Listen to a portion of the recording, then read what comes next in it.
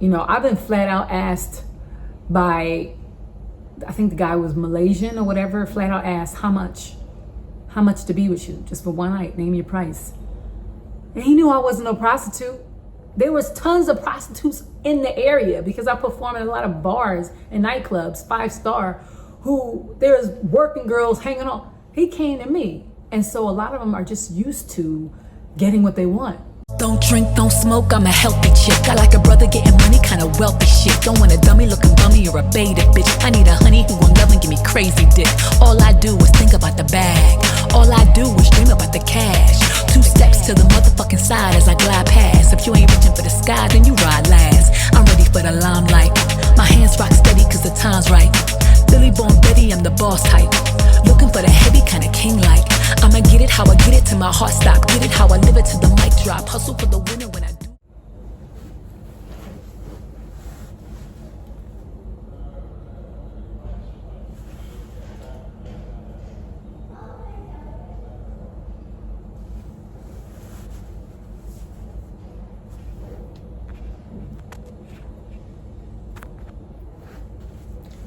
What's up, guys? Thanks for tuning into another episode of Boss Bitch Tips. It's your girl, Phoenix Novell, and this episode is called Interracial Relationships. I gotta say, I spent most of my adult life traveling the world as a singer, and so I have dated my fair share of guys who do not come from where I come from, who do not look like me. And I think I said this in another video. Guys are guys are guys are guys. I've dated black guys who want to please me very much, and I've dated black guys who don't. I've dated white guys who want to please me very much and white guys who don't, and etc. So I think from my experience, men are just raised differently. You know what I'm saying? It's a bit more obvious and pronounced when you go to, places like the Middle East, because it's just a different ball game when it comes to the laws around what they can and can't do when it comes to women and marriage and supporting them, if you will. But overall, guys have kind of been taught that the more women they have, the more macho they are, and so I can't really say that any particular race treated me better than another one. I'd say what I would say was the most obvious thing for me, I guess, was the relationships they had with their families. A lot of black people, we do deal with being raised in broken homes. And sometimes it's necessary. Sometimes that ain't the one. You shouldn't be together, and it's really toxic if you try to stay together. But family, it's just different. When I was dating a Spanish guy, and actually when I was dating a Chinese guy, they were very family oriented. They were very homely, and meeting mom and meeting the parents and building a life together, talking about that very early on in the relationship, wanting children, and I'm African American, born and raised in the USA. And the moment you start talking about that with 9 out of 10 guys, they start to try to think about their exit plan, because it's just not like that. Bringing you home to mom and dad and meeting their family is something that's kind of like really for serious relationships that, they've usually been in for quite some time, or if you have kids with them, and sometimes not even then. But there's just a different view on family.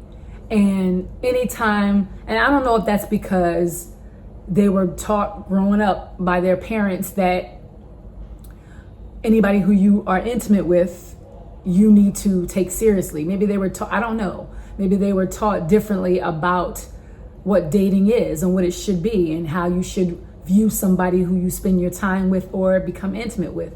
But there was an early on conversation, and when I was dating a Spanish guy, I love you wasn't a free-flowing thing. It wasn't just, oh, we've been dating and now I love you. No, it was like, it felt serious, and that scared me because I don't think I was really looking for something serious with that particular guy. But he was very much looking or seeing down the line.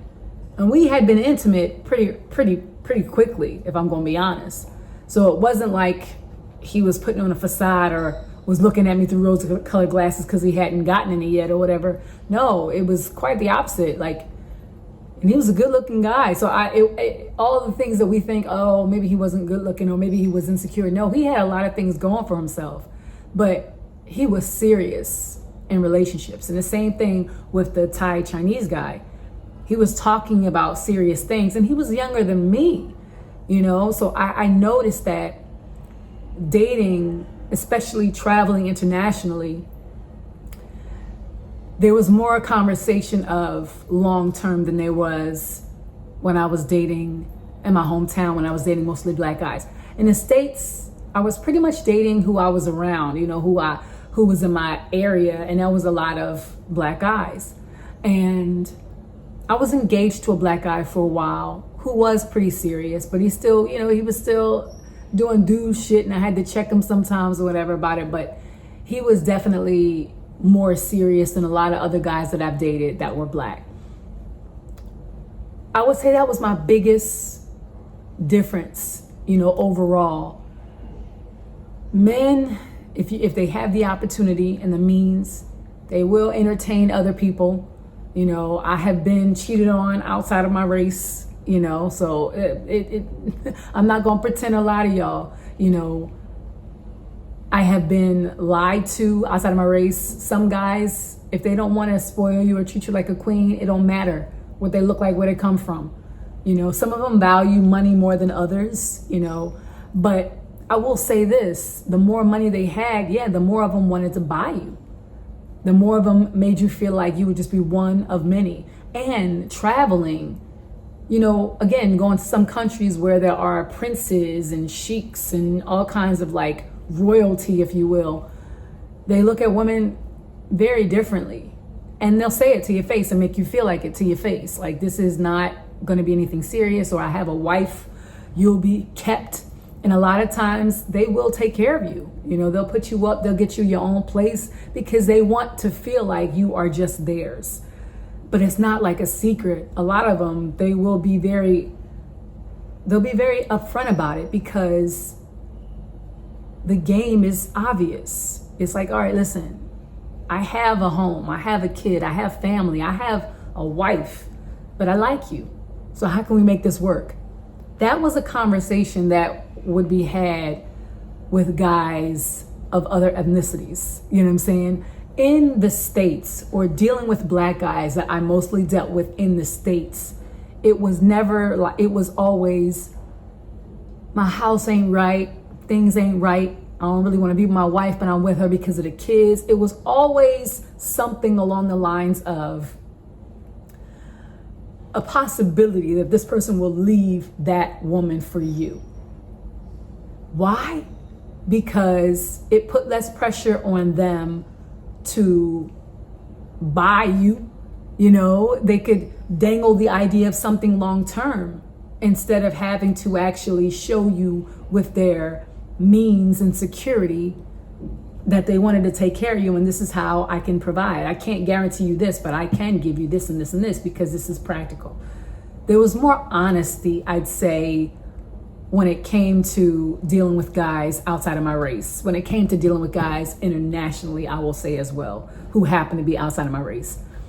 But the ones I would likely run into were married, but they were looking for some fun, and they were willing to pay for it without the whole prostitute idea. You know, it was like, oh, listen, I'll take care of you and you'll be my girlfriend, but you'll be my girlfriend on the side. There was more of a transactional thing, like a girlfriend experience, if you will.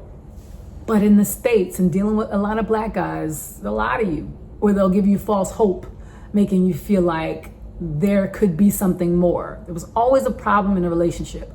Always the idea of you possibly taking that person's spot, if that makes any sense. I noticed that a lot. You know, I've been flat out asked by, I think the guy was Malaysian or whatever, flat out asked, how much to be with you, just for one night, name your price. And he knew I wasn't no prostitute. There was tons of prostitutes in the area because I perform in a lot of bars and nightclubs, 5-star, who there's working girls hanging on. He came to me. And so a lot of them are just used to getting what they want because they don't play the mind games. A lot of them don't play the mind games. You still have some who do. So I'm not saying that only black guys play mind games. I'm saying that over here, the game is different. It's much more pronounced. It's less hidden. It's much more, what do you want? Tell me what you want. And if I can give it to you, I'll give it to you, period. That's my experience of interracial relationships. That's my experience of dating or dealing with guys or running in with guys outside of my race. If a guy wants to please you, they want to please you. If they don't, they don't. But I noticed a lot of black guys, and I'll say that because it's actually along the lines of a book that I'm writing called Hey Mister, which will be out soon. A lot of them, they will be manipulative and deceptive. Not all of them, but a lot of my experiences have been with guys promising too much. Sometimes they're not necessarily setting out to be. Sometimes they really think that you could be the one who changes their mind or whatever. But a lot of them, they will collect as many as they can. And they don't necessarily set out to be deceptive or to be fake. But a lot of times they will hold on to somebody while they're planning something with you or promising you this. And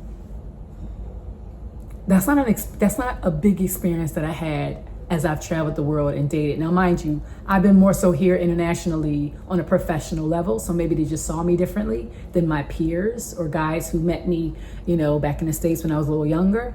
But overall, even some black guys who I've dated overseas, yes, a lot of them have also been from the States. So they brought a lot of their stateside ways with them, I would say. You know, that's the truth. And even the ones who were from places like Nigeria or places like South Africa who happen to be black but were from different cultural experiences, they'd be lying too. You know, so like there's just a different mindset, you know, when it comes to dealing with women, you know, and that I've noticed amongst a lot of black guys versus other races. So that's my experience. All right. Don't castigate me for my personal experience. But overall, guys are guys are guys are guys. Overseas, a lot of them will be more upfront the more money they have. But, you know, sometimes you run into the frogs who want some bullshit, and sometimes you run into the ones who really do want you. So you got to be on your game and ready to spot them all and treat them all, like vet them all thoroughly. It's your girl, Phoenix Novell. Thanks for tuning into another episode of Boss Bitch Tips, and I will see you. So, if you have any topic ideas, questions, or comments, tag me below or email me at asktheboss@gmail.com. That's ASKTHEBAWSE@gmail.com. Until next time, guys, peace.